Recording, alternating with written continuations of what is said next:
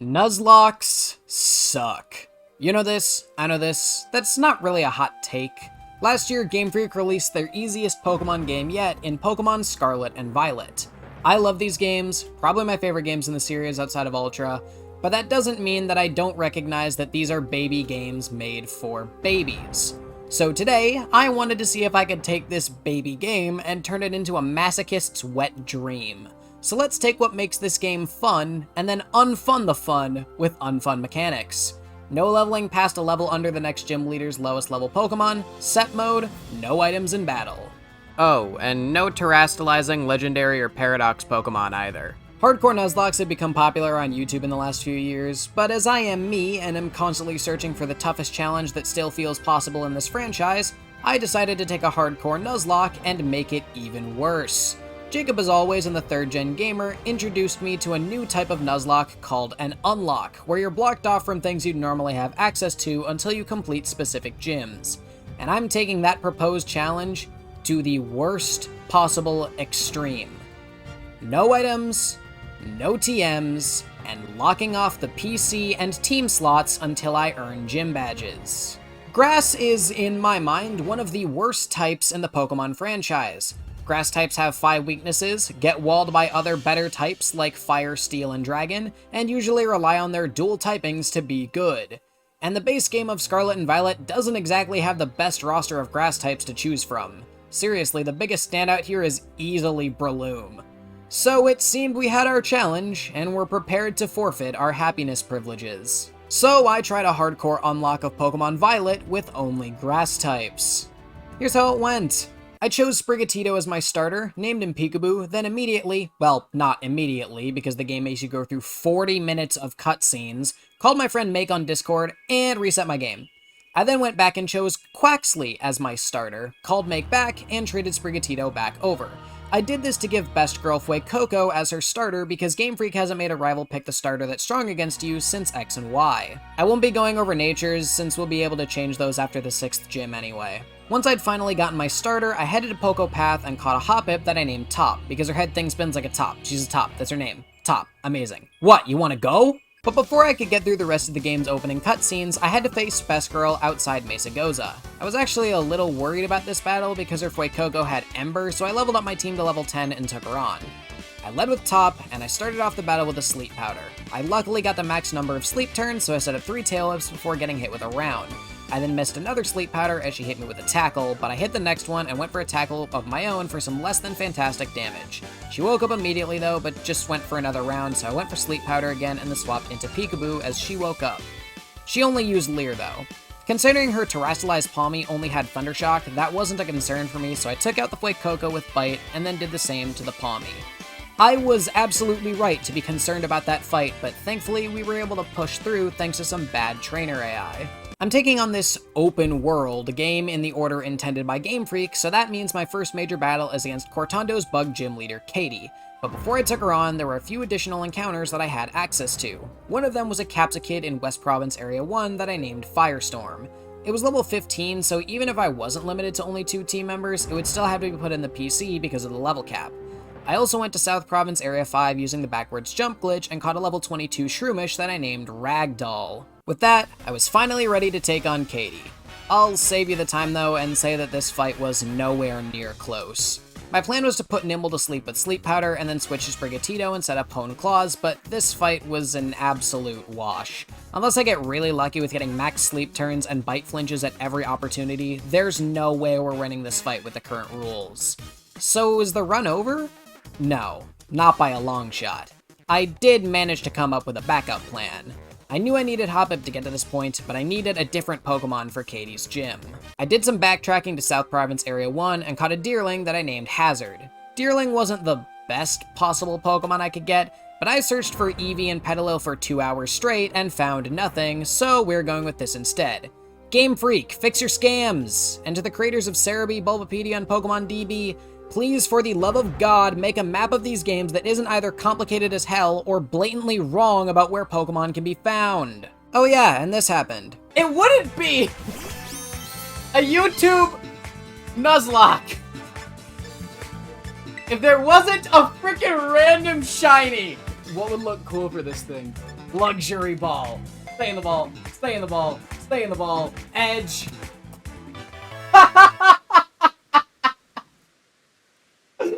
That is so stupid. Oh my god, that's so stupid. Anyway, we need an open party slot in order to add Deerling to the team, and since I can't put Pokemon in the PC until I have 4 badges, we're gonna have to say goodbye to Top for good. Sorry, girl. It's for the good of the playthrough. And my sanity. So with our first official skeleton in our closet and a diseased Mareep for good measure, we took on Katie once again.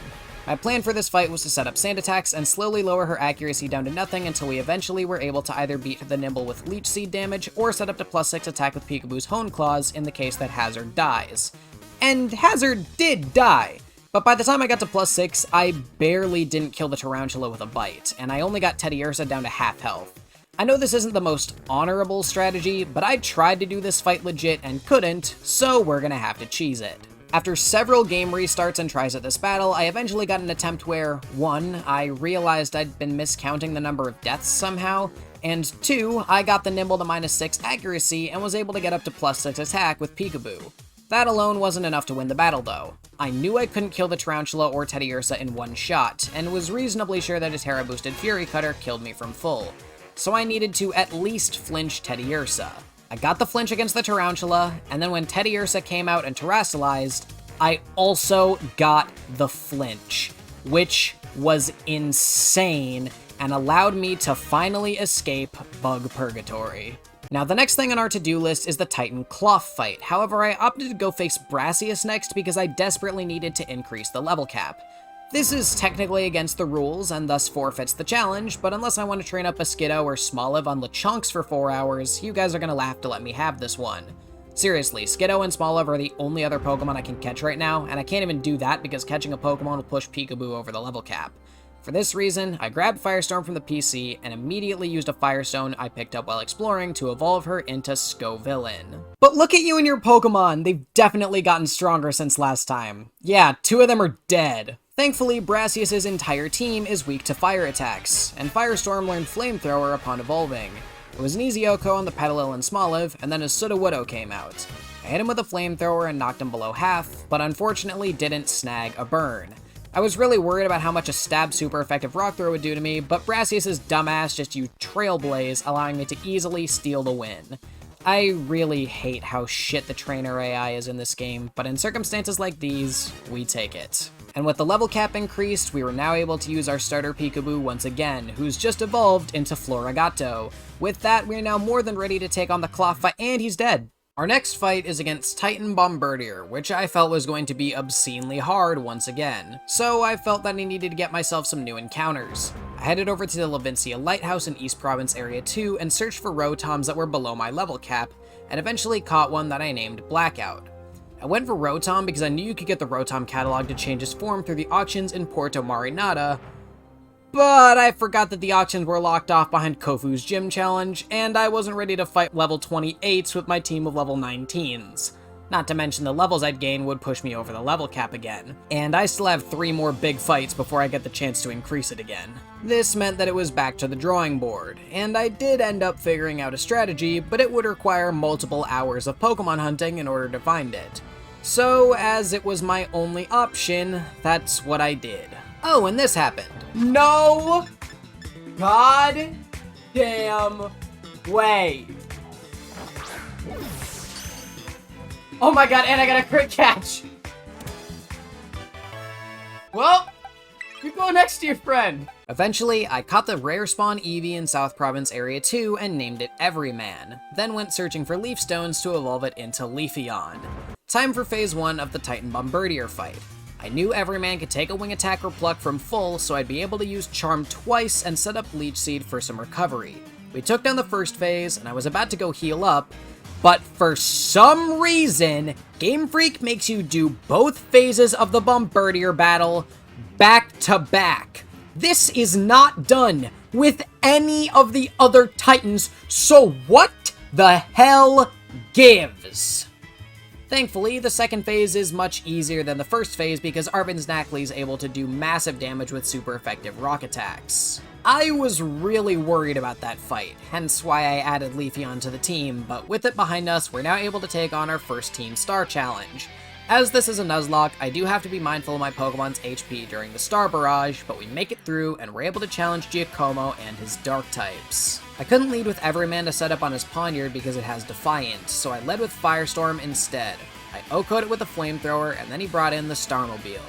As far as I'm aware, the Starmobile can't be Leech Seeded, and might also be immune to status effects like Burn and Paralysis. I'm not gonna walk over this. I started by swapping into Everyman, who took a Wicked Torque really well for it being a base 80 power stab move. He then missed a Metal Sound as I went for a Sand Attack, and then he hit a Snarl as I went for another. I'd only gotten the Starmobile to -2 accuracy, but I had to begin the second phase of my plan and started dropping its defense with Tail Whip. I then swapped to Firestorm and took a Snarl before I started clicking Leer. After a whiffed Metal Sound, he started chipping away at me with Swift, and I knew another would kill me, so I had to settle for -5 defense instead of -6. From there, I swapped to Peekaboo as he whiffed a Wicked Torque, and I started going for Seed Bomb, which was doing some decent damage. He did more than I was expecting with Swift, so I knew I was in kill range from Wicked Torque or Snarl. I knew I couldn't do enough to kill with Quick Attack, so I had to use Seed Bomb and give him a turn to attack me.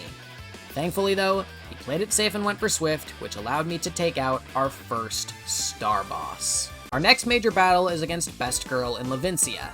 Needless to say, her Fire Terra Crocolar with Incinerate scared the shit out of me. I led off with Everyman against her Rockruff and started by dropping its attack to -6 with Charm.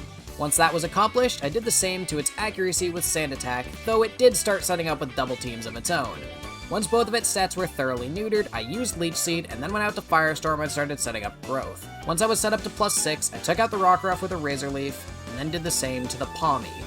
Finally, she sent out her Crocolore, and I went for Bite to do just barely over half, and she went for a Terra-boosted Incinerate.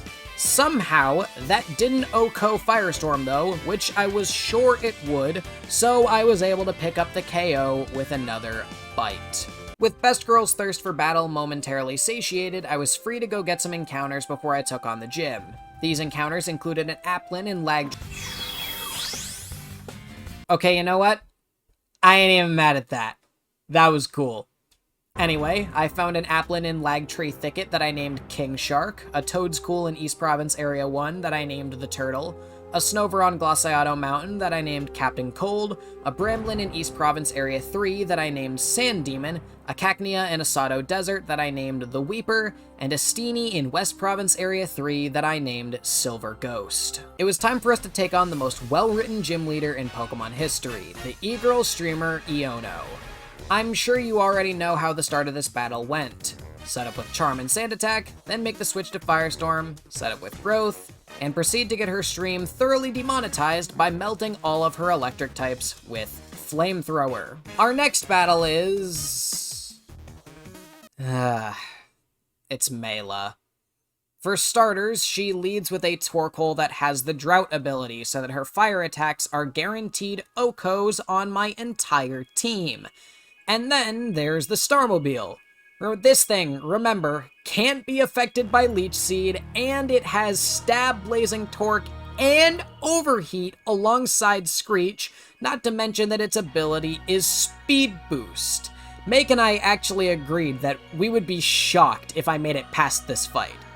Fortunately, I have a plan. Firstly, I evolved King Shark into Appleton. I prefer Flapple, but Appleton is much bulkier, which I thought would be more helpful for this run. Its fire neutrality and good supportive moveset by level up will be very helpful in staving off Mela's fire attacks. Secondly, I waited for there to be a rainstorm in the overworld. In Scarlet and Violet, if there's weather going on in the overworld, it cannot be overridden and lasts for the entire battle, even if the weather animation ends. I found this out the hard way when I fought Gita for the first time. This is the only time in the entire main series that weather behaves this way, and will be a massive boon in nerfing Mela's Sun strategy and fire attacks. With our setup complete, it was time to see if our preparation paid off. The overworld rain neutralized Torkoal's drought, but Clear Smog did a lot more than I thought it would to Everyman. I thought he'd still go for Flame Wheel because of Stab, but I guess I was wrong. I needed to lower Torkoal's accuracy with Sand Attack, so I went for it, and unfortunately, Everyman fell to Torkoal's Clear Smog. As easily the most important member of the team, it sucked to lose Leafeon like that. I had to keep moving though, so I sent out Firestorm and used Leer, then switched out to King Shark after taking a Clear Smog. A few headbutts and recovers later, and we took out the Torkoal. The Starmobile was significantly easier to defeat, however, as I just set up a few curses and headbutt it down. We beat Mela, which officially means we've made it farther than I thought we would, but at what cost? With Leafeon dead and Titan Earthworm as our next challenge, I needed a team member that resisted Steel. Thankfully, I did have a Rotom in the PC. Unfortunately, I still needed the Rotom catalog, so I headed to Cascarafa to start Kofu's gym challenge. Yeah, no, I'm definitely keeping this wallet. One of Kofu's friends didn't like my attempted thievery very much, so he challenged me to a battle that, if I'm being honest, I struggled with a bit more than I should have. But after realizing that the Porto Marinata battle court is slightly higher up than the place the Pokemon are coded to stand on, try on seeing that, we won the fight. Then, because I'm a dick, I won the Seaweed Kofu came to the market for in an auction. With the auction function unlocked, I was able to win the Rotom catalog and change Blackout into his lawnmower form. And because he was in my party, that automatically added him to my team since Everyman's death left an open team slot. Look, I don't make the rules, okay? I just make them worse. With Blackout officially on the team, I decided to go to Casaroya Lake and catch a Tropius that I named Null before doing some training and taking on Titan Earthworm. On my way there, I got lost, found some glitched Pokeballs, and then took on the Titan. Turns out, I overthought this one because Firestorm just cooked the thing with Flamethrower twice.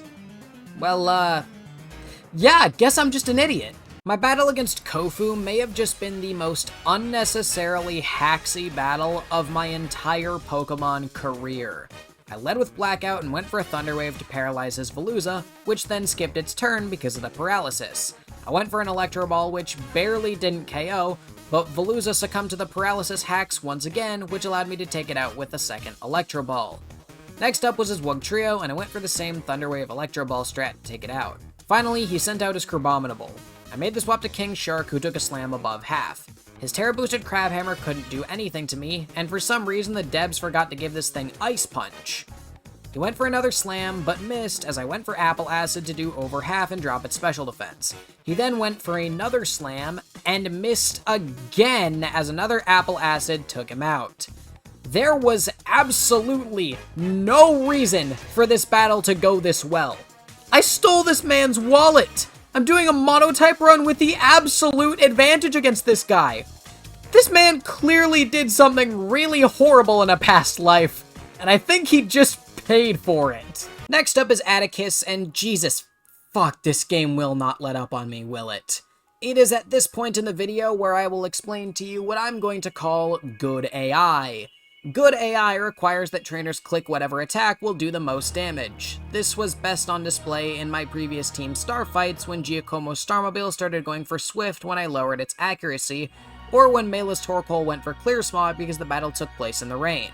However, good AI also extends to other things. For example, Iono's Mismagius will never click Confuse Ray on an opponent that's already confused. So why is any of that important? Well, because all of the star bosses have good AI, and I found this out the hard way during the Mela fight. Except, maybe Airy. See also this video if you're curious as to why I say that. Take a look at Atticus's team. He leads with a Skuntank with Sucker Punch, Toxic, and Venoshock. If Atticus, like the other star bosses I've fought so far, follows the rules of good AI, he will always try to Toxic a Pokemon that doesn't have a status effect, and will always follow with Venoshock because it will always be his strongest move, and he will never be able to use Toxic on an opponent that's poisoned. So how is my team of grass types going to beat this shit? Well, Fungus is immune to Toxic, but doesn't evolve until after my level cap, wouldn't be able to deal damage to Skuntank in return, and is unavailable within my level cap because I caught King Shark and Silver Ghost in the areas I can find them.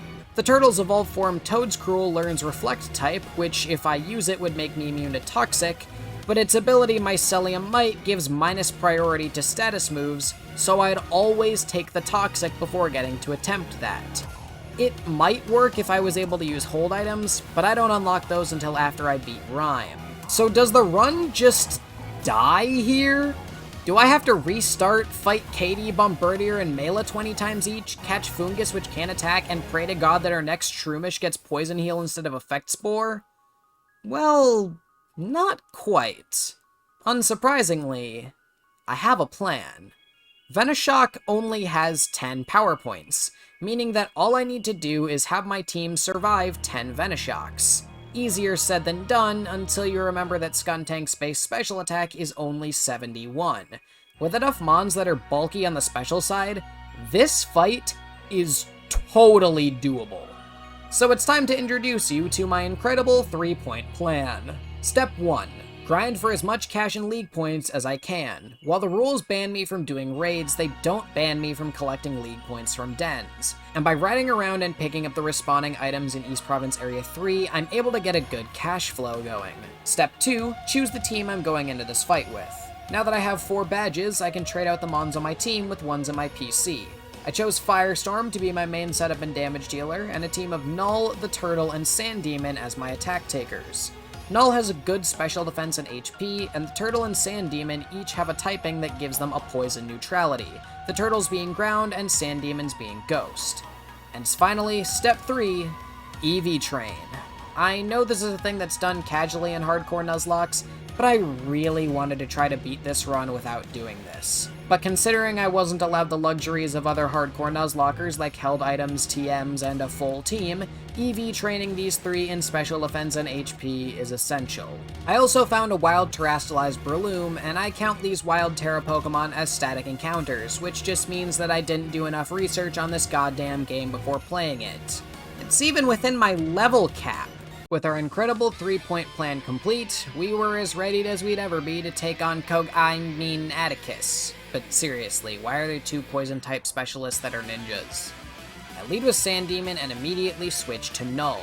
I do this because his best option is to immediately go for Toxic against me. With Tropius poisoned, his AI now has no choice but to go for Venoshock, so I switch into the Turtle, who takes it really well because of my special defense investment combined with its base 110 special defense stat. Seeing as his best move is to use Toxic on the Turtle, I switch back into Null, who is already poisoned. Atticus's good AI prevents him from using Toxic on a Pokemon that's already poisoned, so I proceed to switch between the Turtle and Null over and over until Skuntank is out of both Toxic and Venoshock.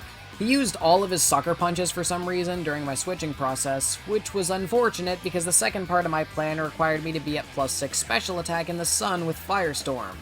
I saw that he could take maybe 3 struggles after I switched in, so I set up the Sun and got to +4 with Growth. With a setup as complete as it could get, I went to work. Flamethrower melted Muck and turned Revavroom into scrap metal, and then came his dreaded Starmobile. But here's where the battle gets complicated. Well, more complicated than it already was. Taking out Revavroom should have been the last turn of Sun. We set up the Sun, which took a turn. We used 2 growths, which means we'd only have 2 turns of Sun left.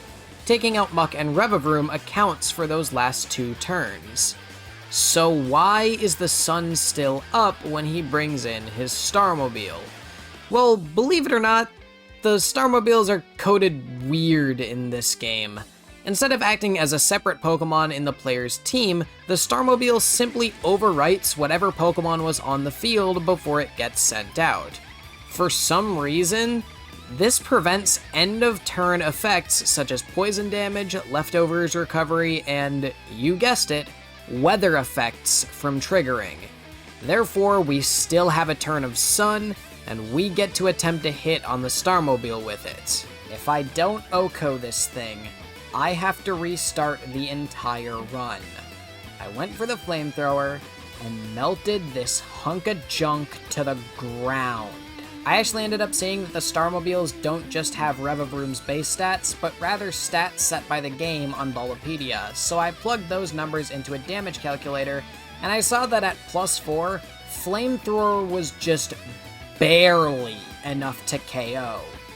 Thank fucking God I was a plus special attack nature or I would have had to go back to fighting Katie for hours on end. With the run's greatest hurdle yet overcome, we had no time to rest, so we evolved Ragdoll into Breloom and the Weeper into Cacturn. And this is where I'm supposed to make the unfunny joke about how we murdered an entire room full of people, right? With the new additions to the team, we got ready to take on our next challenge, our battle with Larry and his normal types. I lead with the Turtle and go for a few mud slaps to lower Komala's accuracy as it goes for Yawn twice. See, when the AI goes to use Yawn, it first checks if the opponent is asleep, and since Yawn only makes you drowsy, the AI sees that its opponent is not asleep. Thus, if trainers have good AI, they will probably click Yawn twice, unfortunately. Well, unfortunately for them anyway. Regardless, I get max sleep turns, go for another mud slap, and then get hit with a crit slam to just 20 HP. Thankfully though, the Turtle is just here as the setup, so I make the switch to Ragdoll and start setting up with Growth. Slam is doing over half to me, so I end up going for a Leech Seed to get some HP back, but eventually get put to sleep again by Yawn. I get 2 turns of sleep, which is terrible for me, and as a result, I'm only able to get up to +4 attack. Next, he sends out his Dunsparce, and I go for the Force Palm for the KO. Finally, he sends out his Staraptor, which intimidates Ragdoll, lowering his attack to only +3. I needed to get up to +6 attack for this thing since it can OHKO Ragdoll with an Aerial Ace if I don't KO. I don't outspeed though, even with max speed investment because of my IV, so I need to risk the Mach Punch as he terastallizes normal and loses his fighting neutrality. I go for the Mach Punch, and I get the KO, finishing off a battle that was a lot more stressful than it should have been. Best girl, this isn't what it looks like, I swear! Unfortunately for me, we're not out of the woods just yet. And aside from the fact that I might be in the doghouse, we now have to battle Nemona without getting the time to adjust our party or add a 5th Pokemon to our team. What makes matters worse is that this is the first fight where she uses her Torch Song Skeledirge, which has the potential to sweep my entire team. Since the Larry fight and Nemona fight are back-to-back, I had to choose my team members very carefully and split my team between being able to do both fights. Anyway, we begin our battle against Best Girl by leading with the Turtle as she sends out Lycanroc. I start off with a Mud Slap to lower its accuracy, then get flinched by a Bite before I'm able to get her to -2. I have to ensure my best chance of winning this fight though, so I go for Stun Spore the next turn, and thankfully don't get flinched, and land the 75% accuracy Stun Spore. I then make the switch out to the Weeper as she misses a Bite because of the accuracy drop. I start setting up Growth as an Accelerock is doing light damage because I invested the Weeper's EVs into defense precisely for this battle. She hits another Accelerock as I set up Leech Seed to start getting some recovery. What happens next is quite possibly the luckiest thing to ever happen to me in a Nuzlocke, and let me tell you, it was absolutely necessary. I set up Growths as she proceeds to miss Accelerock twice, then get paralyzed by the Turtle's Stun Spore twice. This allows me to get to +5 with Growths, completely uncontested, before she hits an Accelerock as I get up to +6. Go for the Spiky Shield to guarantee I go into the rest of her team with as high health as possible, taking out the Lycanroc. It's time to pull out the Weeper's 4th move, his secret weapon and one of my personal favorite attacks in the entire Pokemon franchise, Power Trip. Power Trip is a Dark-type physical move with a base power of 20, but that power is multiplied for every stat boost on the user. So since I have 12 stat boosts from Growth, Power Trip's base power is an astounding 260 before Stab. Taking Stab into account, Power Trip becomes a colossal base 390 and is boosted by those attack boosts I received from Growth. This multiplies my attack stat of 97 by 4 for a total attack stat of 388. And even with all of those numbers, the biggest thing in this entire battle relied on something I honestly didn't account for. Her Palmo outsped me and used Thunder Wave, but it missed because the move has only 90 accuracy. I invested my other EVs in speed, but taking my IVs into account, there is no way that Palmo could outspeed me, even with a speed IV of 31. This means that she has to have either a 31 speed ID and a speed boosting nature like Jolly, or has max speed EVs. If she had hit that Thunder Wave, I would have been slower than the Skeledirge, and we would have had to restart this entire playthrough. But solely because of that Thunder Wave miss, we made it out of this in one piece. Since it was raining in the overworld at the start of the battle, something I honestly didn't plan for this time, I decided to run the calcs on Torch Song. Because of the overworld rain, it would have actually been a roll to Oko from full. But because I'd still had some damage on me from the Lycanroc, the KO was guaranteed. I cannot understate how important that it was for that Palmo to have missed Thunder Wave. With our level cap having been increased once more and an additional team slot to boot, I got work on the rest of the Mons in our box. I evolved Peekaboo into Meowscarada, Silver Ghost into Sarina, and Captain Cold into Abomasnow. And I found a Paldean Arcanine. Our next battle is against Rhyme and her Ghost types. This fight is a double battle, so I lead with Peekaboo and Captain Cold. Banette goes for a Sucker Punch turn 1, which fails because I don't plan on attacking this turn. Peekaboo sets up with Hone Claws to get to +1 attack, which will allow me to easily KO every Pokemon on her team. Mimikyu goes for the Slash on Peekaboo, but then Captain Cold sets up Aurora Veil. Aurora Veil is essentially Light Screen and Reflect mixed into one, but you can only use it under snow. And Captain Cold's ability Snow Warning means that it will always be able to set up snow just by hitting the field. From there, we're easily able to sweep through Rhyme's entire team with Night Slashes from Peekaboo. After the last few battles, this was a welcome breather. Hardly had you sent out Meowscarada before you launched into your strategy. Yeah, that was precisely the idea. Now that we have 6 badges, not only are we allowed to equip our Pokemon with held items, but we're also able to purchase mints from Chansey Supply. So I take the time to fix every one of my Pokemon's natures. Our next fight is against the Titan Iron Treads. I lead off with Blackout and immediately go for Confuse Ray because it's immune to Thunder Wave. He goes for Knockoff, which deals just under half, but for some reason I'm allowed to keep my leftovers. That was weird, and it's not the first time I've had an issue like that either. Can someone please explain why this happened? And while you're at it, can you tell me why this model isn't touching the ground? Anyway, we trade hits until he goes for a knockoff that I barely take as I go for a big Leaf Storm, but I missed. And then suddenly, an overworld sandstorm starts.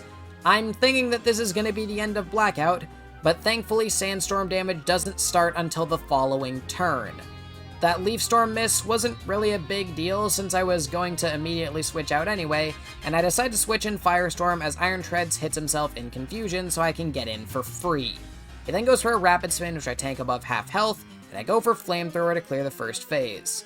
And the second phase was more of the same, only Arvin Scovillain misses 2 Fire Fangs, I hit the Leaf Storm this time, and then he hits the final Fire Fang to win us the battle against Iron Treads. Next up was the Nemona fight in Alfornado, which I was once again nervous about because of her Skeledirge. The Palmo incident made me realize that it didn't matter how many EVs Cacturne had, because it would always outspeed me and use Thunder Wave.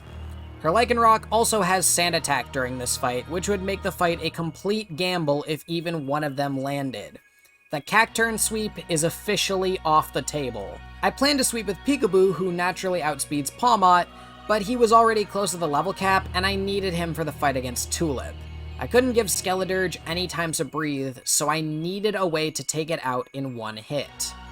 And eventually, I figured something out. Best Girl sends out her Lycanroc as I lead with the Turtle. She hits me with a Sand Attack as I go for Spore and put Lycanroc to sleep. With that accomplished, I'm able to go for Mud Slaps until it wakes up and uses Crunch and gets the defense drop. I can't continue to set up with the Turtle until I reset his stats, so I make the switch into Silver Ghost, who takes a Crunch reasonably well on the switch, and heals up a bit with leftovers. She goes for a Sand Attack and misses as I go for Play Nice to drop its attack. From there, we trade attacks as I eventually get her attack to -6 and her accuracy to -3. With my setup complete, I make the final switch out to Ragdoll. I'm now able to go for Growth with no chance of an accuracy drop thanks to a new item from this gen called the Clear Amulet, which blocks all stat drops on the holder. and once I'm up to +6, I take out the Lycanroc and Sliggoo, Mach Punch the Pawmot before it can even think about using Thunder Wave, and Brick Break the Skeledirge. And just so you guys are made aware of how insane I went for this run, when resetting EVs, I also used energy powders to decrease friendship so as to not be able to survive on 1 HP from a fatal attack or have a 50% crit chance. I do not want to win a battle that I should have lost because I survived on 1 HP 3 turns in a row. Our next fight was against Tulip and her Psychic types, but I'll save you the trouble and just tell you that this fight was an absolute curb stomp. Captain Cold's Aurora Veil mixed with Silver Ghost dropping Farigiraf's attack, followed by Peekaboo's Hone Claws allows me to easily sweep her with Night Slash and unlock my final party slot. I then proceeded to spend way too fucking long on the East Paldean Sea Island, and by way too fucking long, I mean several hours looking for a Dolive that I named Sunshine, which then evolved into Arboliva. Our final and possibly toughest gym fight yet is against Grusha and his ice types, and while I do have Firestorm, this is going to be anything but a guaranteed win because of his team's priority moves. I lead with Captain Cold and set up Aurora Veil, and thanks to my Light Clay, it should last long enough for me to set up a few turns. I then pivot out to Sunshine and take the incoming Bug Buzz, which activates my Seed Sower ability and sets up the grassy terrain, and then switches out with my Eject button into Firestorm. I originally wanted to run Terrain Extender to ensure that I'd live late game priority attacks, but it's only available in the post game. I then pray my damnedest for there to be no overworld snow so that my strategy can go off without a hitch, and I set up the Sunny Day, and if I did my calcs right, by setting up to +4 with growths, I should barely be able to OHKO Grusha's entire team with sun-boosted flamethrowers. Now that we have all 8 badges, I have officially completed the unlock portion of this challenge and have unlocked the right to use TMs. Unfortunately, I had an uh-oh while designing the level caps for this run, and forgot that in Scarlet and Violet Hardcore Nuzlocks, everything counts as a gym. Does this forfeit the entire run? Yeah, probably. Is Atticus impossible without me doing it this way? Most likely, because I barely take his attacks and OHKO the Starmobile at Larry's level cap. At a cap of 31, forget about it. However, I'd come too far in the challenge to restart now, so I decided to just say screw it and implement regular level caps for the final 2 star bosses and the final Titan fight. So we taught our team all the TMs we could ever need, and then this happened. This is my 3rd shiny of this playthrough. And none of them are grass. And 2 of them are Mareep. Yeah, Dive Ball would look good. Stay in the ball, stay in the ball, stay in the ball. Edge. Having access to TMs made Ortega and his fairy types a complete wash, as Silver Ghost could now easily spam Charm and his Azumarill to prevent it from doing any meaningful damage to us. Then I could set up Aurora Veil with Captain Cold, switch out to Sunshine to set up the grassy terrain, and Eject button out to Firestorm. From there, I set up to +6 with Growth and Sunny Day, and then proceeded to cook his entire team with Solar Beams and Flamethrowers. How's your dumb undercut have an ass like that? My real challenge came in the form of Aerie and her fighting types. She has a very threatening team that is nearly impossible to set up on because of her lead Toxicroak. This is why I brought Sand Demon back to the team. He takes neutral damage from Poison Jab and is immune to Brick Break, and I don't have any attacking moves in my moveset, so I'm able to easily avoid Sucker Punch. I set up a Substitute and 4 defense curls before I disable his Poison Jab. Once he's forced to use Brick Break, I use Curse, and we can eventually whittle down the Toxicroak. I did later realize that we could just OHKO it with the turtle, but I didn't think of that at the time. It ended up being a good thing though, because it baited her to send in Lucario. I thought she'd send in Annihilate, but I was wrong about that. I swapped out to the turtle and took a Dark Pulse before it took it out with Earth Power. Next was Annihilate, and the long and short of it was that I swapped in and out of a bunch of different Pokemon until I could drop its attack to -6 with Sarina. Once Annihilate has its attack dropped to nothing and no longer has any stab moves, I switch out to Peekaboo and start setting up with Hone Claws. In hindsight, I probably should have equipped a Covert Cloak here to prevent possible Fire Punch burns, but the Overworld Rain made her use that a lot less often than she should have. And no, I didn't intend for the Overworld Rain this time. Once I was fully set up, I used Player F to take out the Annihilate, Passimian, and her Starmobile. That was anything but a clean fight, and my plan got absolutely screwed over several times, but a win is a win. This left only one fight left for us to take on before the endgame boss gauntlet, and that's the dual Dondozo Tatsugiri Titan fight. Because they count as two separate battles, I'm not able to set up as easily as I'd like. Not to mention that the Tatsugiri has Taunt to prevent that from happening altogether. Dondozo is easy enough thanks to Peekaboo's Flower Trick, but Tatsugiri was a little tougher because of its Icy Wind and Stab Dragon Pulse. Well, Bulbapedia said Tatsugiri had Dragon Pulse, but Cerebi said it only had 3 moves, and it didn't have Dragon Pulse. So maybe I didn't need to worry about that one? Regardless, I had Peekaboo hold a Focus Sash in case of a big hit, and used Player Up for a decent chunk of damage, then switch into Sunshine to set up my grassy terrain. Once that was done, I switched out into Captain Cold, who I'd maxed out in Special Attack and Special Defense EVs, and somehow Blizzard didn't take Tatsugiri out, but I did manage to get a freeze, which I thought was funny. And with our defeat of the final Titan, we're officially ready to take on the endgame boss gauntlet. First up on my hit list is Arven, but this battle is going to be a big pushover thanks to him leading with a Mon that we can easily charm down. This means Ragdoll holding a Covert Cloak can easily set up with Sword Stance and destroy his entire team with Drain Punches. I do need to Mach Punch to guarantee an outspeed on the Mabostiff though, since it has Player Off and a base attack stat of 123. But with that, we can officially complete the Path of Legends. My next challenge is to take on Clavel at Mesa Goza. His Oranguru is built to defeat physical attackers with its foul play, so I'll need to set up on the special side. Thankfully, by completing Rhyfort's quest at the Academy, I can get myself the TM for Nasty Plot. Unfortunately, Clavel blocks the Academy door. And I'd already saved after defeating Aerie, so no Nasty Plot for us. It was back to the drawing board. I decided that Ragdoll would be the most reliable sweeper for this fight once again, and I came up with a plan. We were gonna pull an Atticus on this guy. I lead off with Blackout and start dropping its special attack with Eerie Impulse. After he uses Yawn, I switch out to Sunshine as he goes for a foul play. Not what I was expecting his AI to do, but this isn't detrimental as he activates my Seed Sower.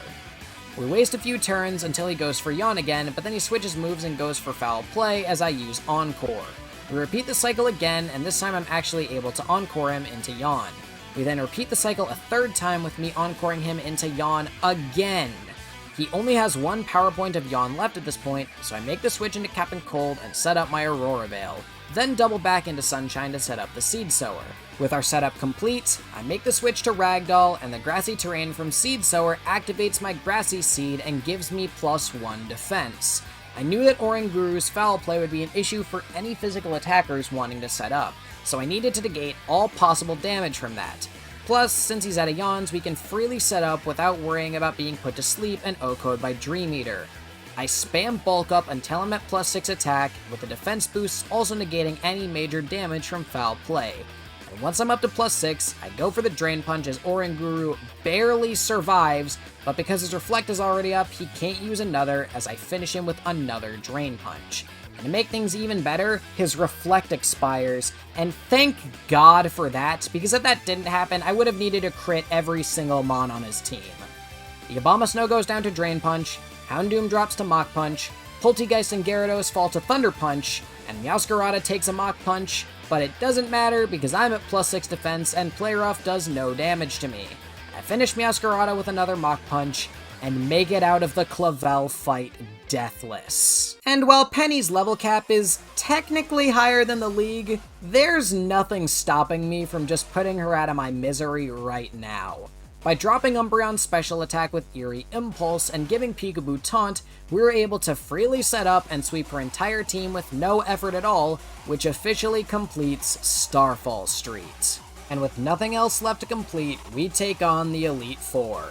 While we are technically able to access our boxes during the champion assessment, I'm banning it because it would make us too overpowered. We're going to do this the same way we've done it for the first 7 generations. Any death that happens in this building is permanent. Hardcore Nuzlockes typically set the level cap for the Elite Four by the final Elite, so I will be doing the same here and setting us a cap of level 59. The team I ultimately decided on was Peekaboo the Meowscarada, Ragdoll the Breloom, Blackout the Rotom, Captain Cold the Abomasnow, Silver Ghost the Sarina, and finally, Sunshine the Arboliva. You really just couldn't let me forget that I wiped 7 times to Katie, could you, Rika? What was the category of the Pokemon you chose to be your first partner? Wait, I picked Quaxley on this file to make the game harder, didn't I? Fuck, I forgot. Our first challenge in the champion assessment is against Rika and her ground types. Having access to both Eerie Impulse and Charm is going to be essential for the Elite Four challenge, and we take advantage of the former here by dropping Rika's Wish Cache to -6 special attack. You might be thinking that a sweep won't be feasible since her Donphan has a combination of Sturdy and Poison Jab, but I planned for that by giving Peekaboo Spikes. This allows Ragdoll to come in holding a covert cloak to avoid Muddy Water accuracy drops, set up with Swords Dance, and sweep with a combination of Seed Bombs and Drain Punches. Next up is Poppy, but we can make use of Silver Ghost's Charm and Peekaboo's Spikes to once again guarantee Ragdoll's Drain Punch sweep. I can even hold leftovers during this fight because of Copperage's sheer force. Our third opponent is Larry, who you might think would be tricky because of his flying types, but we can once again make use of Blackout's Eerie Impulse to guarantee the setup and sweep with Ragdoll. Our final challenge is Hassel. You might think setting up on his Noivern would almost ensure our defeat because of its Super Fang, but Blackout learns Trick by level up in this game, so we can simply give him a Choice Scarf to lock him into whatever he clicks first. Super Fang can never take us out through this method, and with enough switching around, we're able to guarantee our setup once again and smash Hassel's dragons to pieces. With the Elite Four challenge overcome, there was only one person standing in the way of us claiming the champion title, and that's Paldea's top champion, the Homewrecker. I spent longer than I'd like to admit planning for this battle because she leads with Espathra, whose ability Opportunist makes it seemingly impossible to set up on it. Opportunist is an ability that boosts Espathra's stats whenever the opponent boosts their stats. This means that if I began to set up on Espathra, I would not only have to deal with a boosted Espathra with Quick Attack that could destroy me at +6 attack, but I would also have to contend with its Dazzling Gleam and Stab Lumina Crash that drops my special defense by 2 stages. So I'd have to take out Espathra and set up on whatever comes in next, right? Well, her next mon is almost guaranteed to be Avalugg, which has Body Press coming off its base 184 defense stat, and Stab Avalanche, the combination of which beats my entire team. But unfortunately for the Homewrecker, there's one more trick I have up my sleeve. I lead off with Blackout and use Eerie Impulse to drop Espathra to -6 special attack. I then swap to Silver Ghost and do the same with Charm and its attack stat. Once that's done, I swap out to Captain Cold and set up my Aurora Veil, then pivot out to Sunshine to activate my Seed Sower, and finally eject button out to Peekaboo. With Espathra's attack at -6, I'm able to freely set up with Hone Claws with no worry of the incoming Quick Attack doing any meaningful damage to me. Espathra tries to set up Reflect to prolong the battle, but I bring out my secret weapon and destroy her screen with Brick Break, then Flower Trick the Espathra to death. Next up is Go-Goat, but it gets Brick Breaked into next year. Avalugg comes out next, but it gets the same treatment. Veluza hits the field, but thanks to Peekaboo's massive base 123 speed stat, I can freely Flower Trick the Flying Fish. Desperate for a comeback, the Homewrecker sends out King Gambit, but that was the entire reason I slotted Brick Break into my moveset in the first place. Her last mon is Glamora, and it might have stood a chance against me if the Homewrecker wasn't an idiot and terastallized it into a rock type, which is weak to the incoming Flower Trick, which absolutely annihilates it. Now that we've earned the title of champion, we had one more battle to complete, the final fight against Best Girl in Mesa Goza. But since Best Girl removed Sand Attack from her Lycanroc's moveset, you already know how this battle went. Charm, Aurora Veil, Seed Sower, and then a Swords Dance boosted Drain Punch sweep from Ragdoll to officially complete Victory Road. But there was one challenge left in the endgame boss gauntlet, the game's final fight against the rogue AI hidden in Area 0. And this fight is without question one of the hardest fights in the entire run. I'm talking possibly harder than Best Girl's Skeledirge before we had access to TMs. AI Turo has an entire team of Paradox Pokemon with base stat totals of 570 at minimum, and he leads with one of the most dangerous things to our entire team, the Poison Fire-typed Iron Moth. Before I jumped into this fight, I went to the Delibird Presents shop in Cascarafa looking for the Terrain Extender, which is still locked until after I beat Turo. However, I found out that I could buy bottle caps once I earned myself 6 badges. This would normally not be a big deal because I can't get to Pokemon to level 100 because of level caps. However, in Pokemon Scarlet and Violet, they lowered the level requirement for Hyper Training to level 50, and you can do it as soon as you reach Mon Nevera. So I Hyper Trained every stat on every Mon that was worth a damn, and then made the trek into Area 0 to face off against the game's final boss, AI Turo. This is where the run would end, one way or another. I lead with Sunshine, and thanks to my EVs, Bottle-Capped IVs, and Nature, Iron Moth's Sledge Wave is barely not a one-hit KO. It activates my Seed Sower as I set up Light Screen, which is extended because of my Light Clay. I then make the switch out to the Turtle and take a neutral Sledge Wave, and with exactly 76 EVs, we can outspeed Iron Moth by exactly 1 point and get the OHKO with Earth Power. Next up is Iron Bundle, but because of our grassy terrain, leftovers, Light Screen, and some investment in Special Defense, there's no way Freeze Dry can take us out in one hit. This means that we get the OHKO with a Giga Drain in return. His next mon is Iron Jugulus, which is slower than Iron Moth, allowing me to outspeed it and hit it with a super effective Dazzling Gleam. Air Slash can't take us out from full, and he even misses the attack, so we're guaranteed the KO with another Dazzling Gleam. He sends out Iron Hands, but I decide to execute the second phase of my plan here and make the switch out to Silver Ghost. I go for Charms until he's at -6 attack, then set up Reflect, which is enhanced by my Light Clay. I switch back to the Turtle and set up to +3 with Growth, then take out Iron Hands and the following Iron Thorns with Earth Power. Turo's final mon is Iron Valiant, empowered by a booster energy to activate its Quark Drive.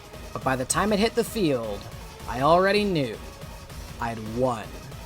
I swapped out to Sand Demon and took a Spirit Break, then eject buttoned out to the Weeper. He slammed into the Weeper with a critical Brick Break, which I took thanks to my Focus Sash. And then I pulled a Kid Ghost and used Destiny Bond. And because of Turo's good AI, he's forced to click Brick Break again, taking out the Weeper, and thus erasing his own Iron Valiant from existence, getting it off my screen. And as long as you squint really hard during the Miraidon Mirror match before the credits roll and we get demonetized by Ed, we technically beat a Pokemon Violet Hardcore Unlock with only Grass types. But after learning that I'd been doing level caps improperly, I wasn't satisfied. I figured that with proper level caps put in place, the Atticus fight was still impossible. It relied so much on luck from damage rolls, setting up, and being blessed with a plus special attack nature on our Scovillain that I thought I needed the extra levels. I thought that even if I was just 3 levels short, that Atticus would be impossible to beat. So even though I made it to and conquered Turo, it felt hollow because I cheated to get there. So I decided to hit fuck it and start the run over from the top. I'm not going to show you everything, but I came to some incredible revelations about how I could have optimized this whole thing. The first thing I did was catch Hazard and Top in the inverse order I caught them last time, which would be important for later. For the record, the 2 fixed spawn Deerlings only spawn after you beat Best Girl outside Mesa Goza, but thankfully her AI is bad in that fight, as I've already shown you, so you can just set up with Hone Claws relatively for free and take her out. Since Top survives this time around, we take on Atticus with a team of the Turtle, Firestorm, Sand Demon, and Top. We stall out Skuntank's power points the same as before. I planned to use Disable when he went for Sucker Punch, but he went for them early in the fight when I couldn't afford to have Sand Demon take a Toxic. I managed to put it to sleep with Top before I officially make the switch to Firestorm. Getting just 2 sleep turns allows me to set up an additional growth, which gets me to +5 special attack as opposed to +4 from last time. And since our special attack is multiplied by 3.5 instead of just 3, even without a plus special attack nature, that is enough to melt his team as if they never even existed. And with any and all doubts accounted for, we have now and forever officially proven that you can beat a Pokémon Violet Hardcore Unlock with only grass types. And fuck me, I am never doing another run like this ever fucking again!